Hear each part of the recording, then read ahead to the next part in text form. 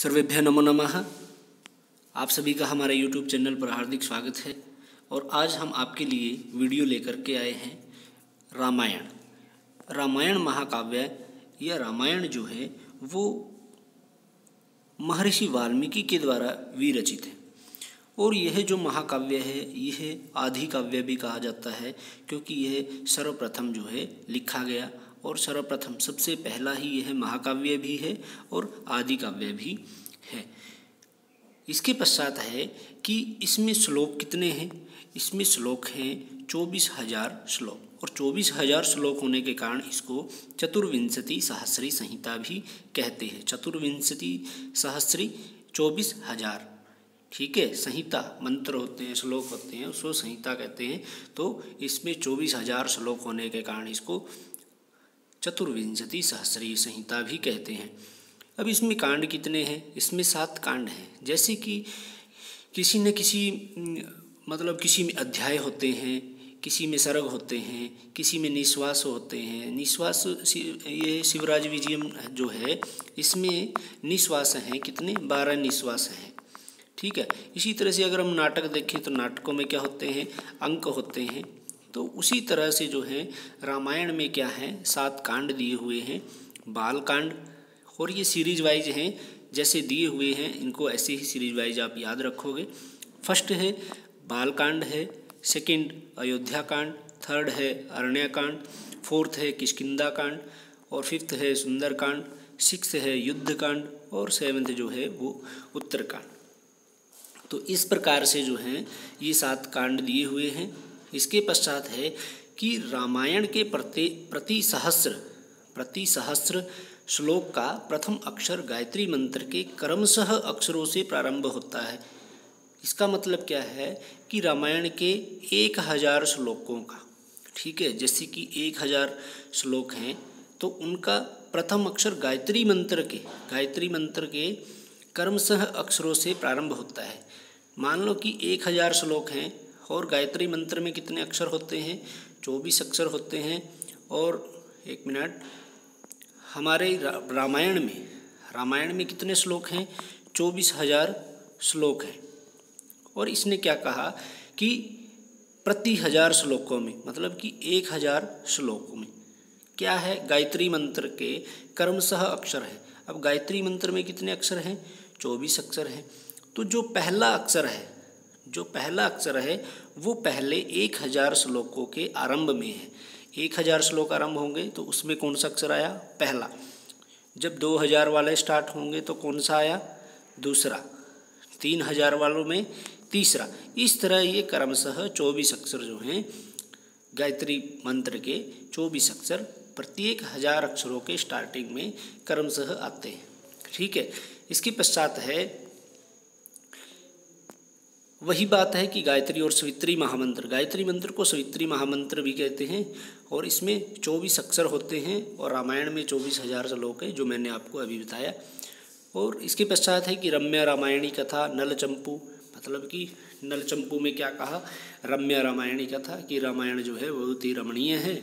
और रघुवंश में कहा है कवि प्रथम पद्धति, कि कवि के द्वारा सबसे पहले लिखा गया या जो सबसे पहली पद्धति थी वो किस में है, वाल्मीकि रामायण में, क्योंकि सबसे पहला महाकाव्य यही लिखा गया था।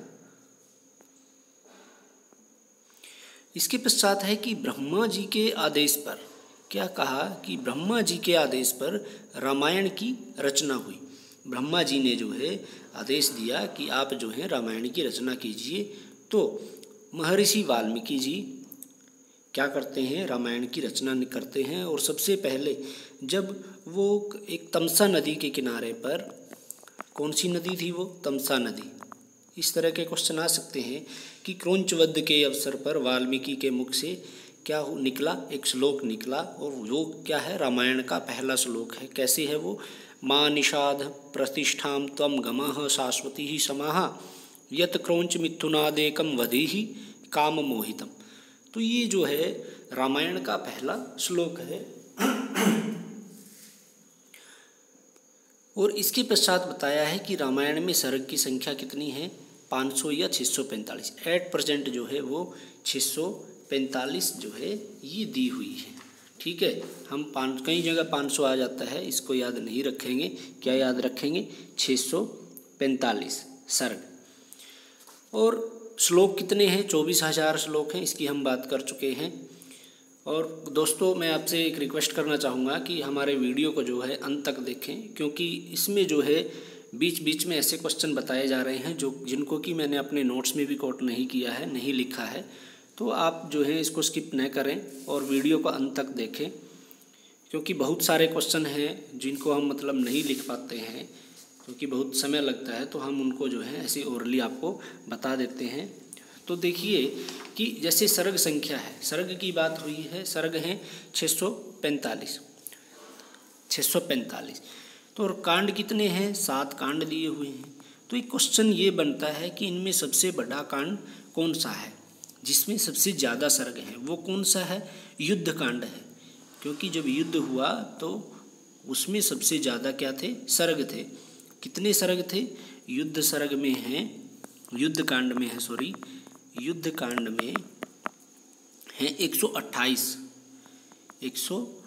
सर्ग। और सबसे कम जो हैं, ये तो अधिक हैं, और सबसे कम है किसमें?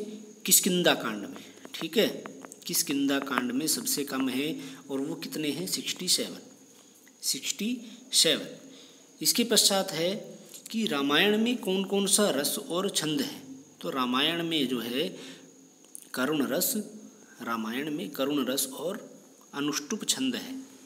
सबसे छंदबद्ध जो है सर्वप्रथम अनुष्टुप छंद में छंदबद्ध रामायण ही है, और सारे के सारे जितने भी श्लोक हैं वो अनुष्टुप छंद में हैं।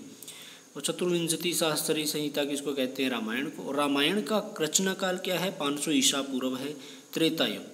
मतलब कि यही समय जो है वेदों का समय है, मतलब वैदिक साहित्य मैक्सिमम यही समय रहा है, पाणिनि का समय रहा है। इसके पश्चात जो है रामायण का भी यही है, और इसके आसपास ही महाभारत का समय है।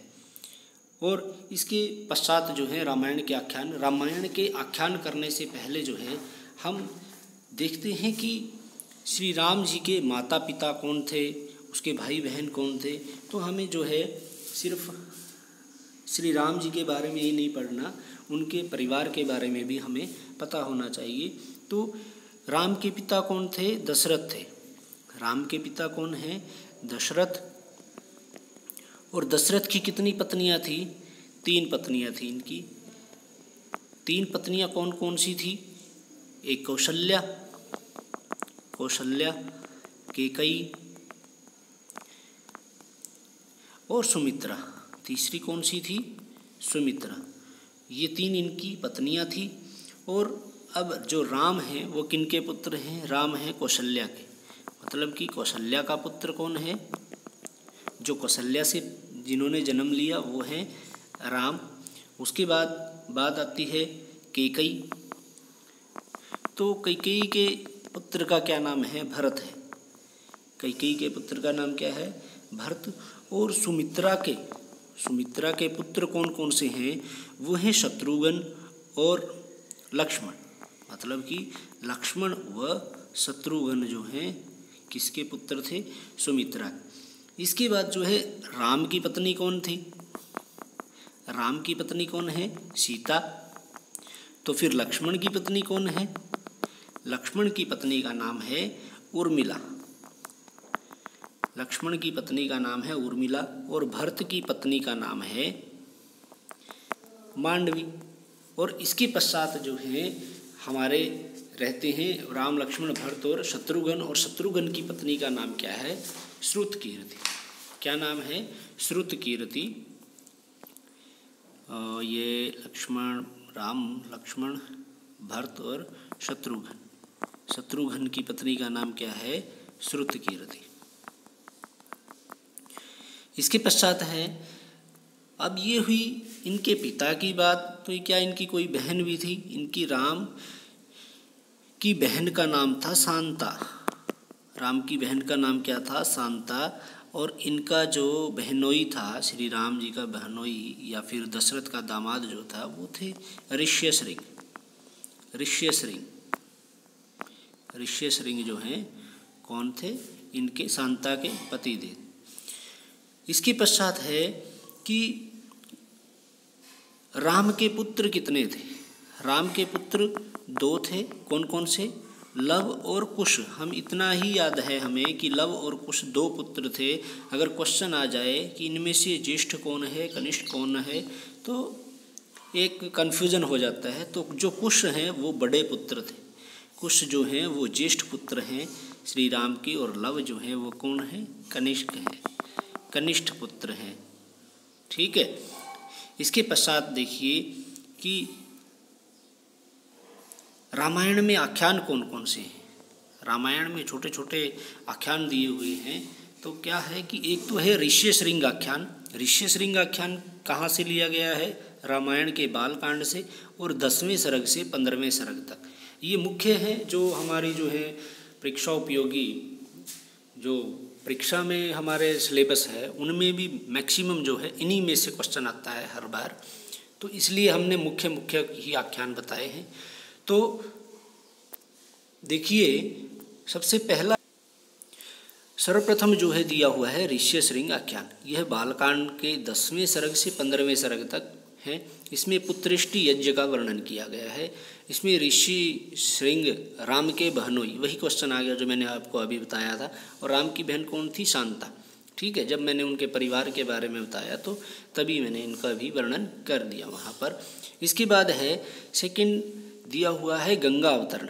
गंगा अवतरण यह बालकांड के 35वें से 44वें सर्ग तक है, और इसमें राजा सगर के अश्वमेध यज्ञ का प्रारंभ से लेकर जो है, जब इसका अश्वमेध यज्ञ का प्रारंभ होता है तो वह काफ़ी लंबा चलता है, ये यज्ञ काफ़ी समय तक चलता है। तो अश्वमेध यज्ञ को राजा सगर ने जो है स्टार्ट किया, और उसके प्रपौत्र भागीरथ की तपस्या द्वारा पृथ्वी पर गंगा लाने की कथा का वर्णन है। जो उनके पोता हुए, प्रपौत्र हुए भागीरथ, उनके द्वारा पृथ्वी पर गंगा को लाने की कथा का वर्णन है। और थर्ड है मरुता नाम उत्पत्ति आख्यानम, कि बालकांड के 46वें से 47वें सर्ग में कश्यप पत्नी दिति से 49 मरुतों की उत्पत्ति का वर्णन है। ठीक है। इसके पश्चात है अहिल्योद्धार आख्यान। यह बालकांड के 49वें सर्ग में है, और राम द्वारा अहिल्या के उद्धार की कथा का रामायण के बालकांड में वर्णन है। जैसा कि हमने रामायण में देखा भी होगा, सभी ने देखा है लॉकडाउन में रामायण में कि किस तरह से अहिल्या का उद्धार होता है। तो वही कहानी है, वही स्टोरी है ये भी। इसके बाद है 5th सुनह सेप हरिश्चंद्रोपाख्यान।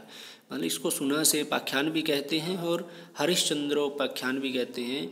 यह बालकांड के 62वें सर्ग में है, और महर्षि विश्वामित्र के उपदेश से अचिगर्त पुत्र सुनह सेप ने वरुण देव की पूजा करके अपने प्राणों की रक्षा की थी। ऐसा आख्यान, ऐसा वर्णन किसमें है?